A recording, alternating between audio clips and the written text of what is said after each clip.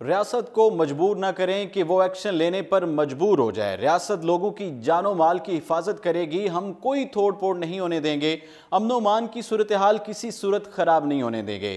وزیر اعظم عمران خان نے Asiya be be case کا فیصلہ آنے کے بعد ملک کے کئی شہروں میں امن و امان کی بگڑتی ہوئی صورتحال کے بعد قوم سے ہنگامی خطاب کیا۔ وزیر اعظم عمران خان نے اپنے خطاب کے دوران کہا کہ سپریم کورٹ کے فیصلے پر جو زبان استعمال ہوئی اس پر آپ سے بات کرنے پر مجبور ہوں۔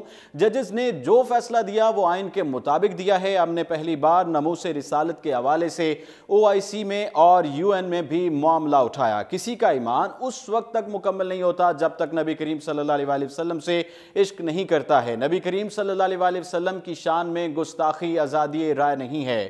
ہم نبی کریم صلی اللہ علیہ وسلم کی شان میں کسی قسم کی گستاخی نہیں دیکھ سکتے ہیں۔ تاہم آسیہ بی بی کیس پر ججز نے آئین و قانون کے مطابق فیصلہ دیا ہے۔ پاکستان کا آئین و قانون قرآن کے تابع ہے۔ سپریم کورٹ کے فیصلے پر چھوٹے سے طبقے نے جو رد عمل دیا ہے وہ قابل افسوس ہے۔ مدینہ کی ریاست کے بعد پاکستان واحد ملک ہے جو اسلام کے نام پر بنا، اس لیے اسلامی مملکت میں کوئی قانون اسلام کے منافی نہیں ہو سکتا۔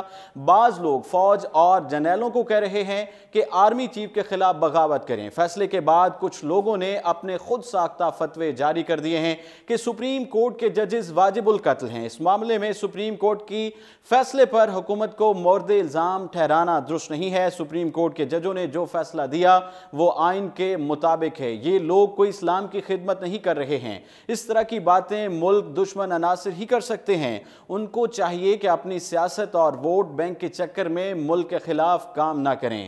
حکومت کا مظاہرین سے مذاکرات کرنے کا آپشن استعمال کرنے کا فیصلہ کر لیا گیا ہے۔ وفاقی حکومت نے صوبائی حکومتوں کو امن و امان کی صورتحال برقرار رکھنے کا حکم دے دیا ہے۔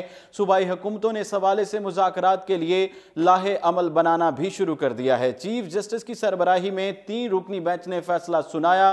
جسٹس آصف سعید کھوسہ اور جسٹس مظہر عالم خان بھی بینچ کا حصہ تھے۔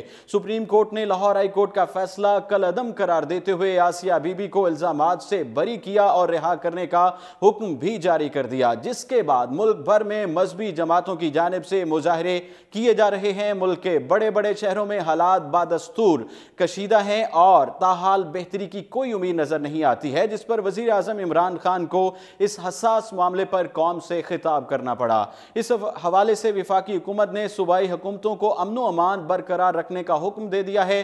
مظاہرین کو فوری طور پر منتشر کیا جائے۔ اس پر ذرائع کا کہنا ہے کہ پہلے پرامن طریقے سے مظاہرین کو منتشر کرنے کی کوشش کی جائے گی، جبکہ ہٹ دھرمی کی صورت میں آپریشن کا آپشن بھی استعمال کیا جا سکتا ہے۔ فی الوقت اتنا ہی۔ مزید تفصیلات کے لیے آپ دیکھتے رہیے اردو پوائنٹ۔